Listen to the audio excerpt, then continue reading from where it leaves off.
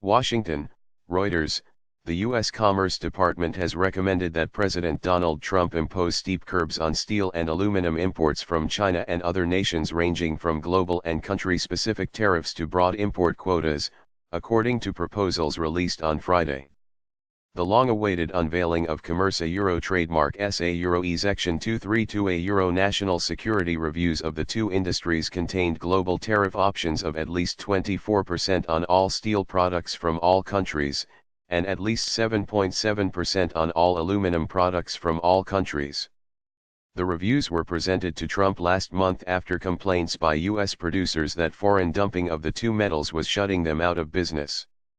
Trump authorized the probes under a 1962 trade law that has not been invoked since 2001. U.S. Commerce Secretary Wilbur Ross emphasized that Trump would have the final say, including on whether to exempt certain countries, such as NATO allies, from any actions. Trump has until April 11 to announce his decision on steel import curbs and by April 20 to decide on aluminum restrictions.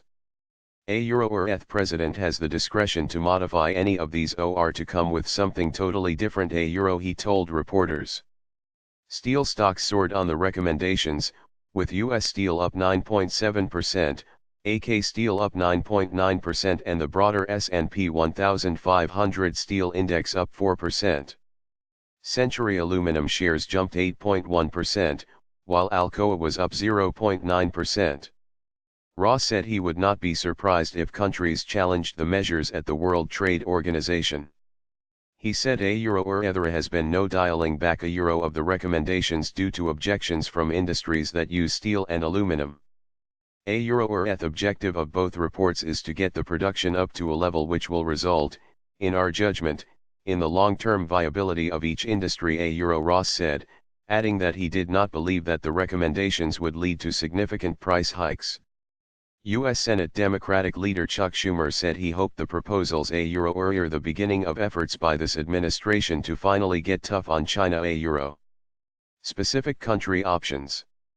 Alternatively, the agency recommended a steel tariff of at least 53% on all steel imports from 12 countries: Brazil, China, Costa Rica, Egypt, India, Malaysia, Russia, South Korea, South Africa, Thailand, Turkey, and Vietnam.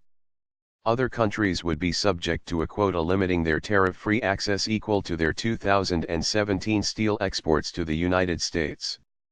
The country-specific aluminum tariff option would impose a 23.6% tariff on all products from China, Hong Kong, Russia, Venezuela, and Vietnam. All others would be subject to quotas equal to their 2017 exports to the United States. A third option called for Trump to impose global quotas based on 63% of each country Euro trademark's 2017 steel exports and based on 87% of their aluminum exports to the United States. Ross said the remedies were designed to raise U.S. capacity utilization to about 80% for each industry, from the current 48% in aluminum and 76% in steel. A Euro that is the level we believe would provide the industry with long-term viability. A Euro, he said. Some U.S. companies will be able to request exclusions for specific products if the U.S. lacks sufficient domestic capacity or for national security considerations, Ross added.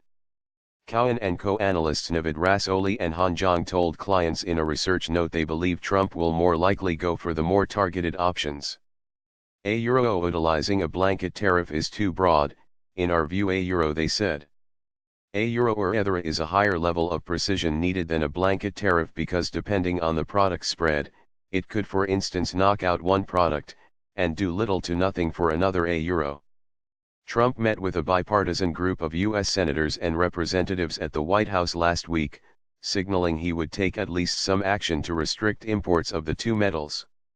Some U.S. lawmakers and steel and aluminum users have urged caution in any restrictions to avoid disruptions or price spikes in the raw materials, used in everything from autos to appliances and aircraft and construction.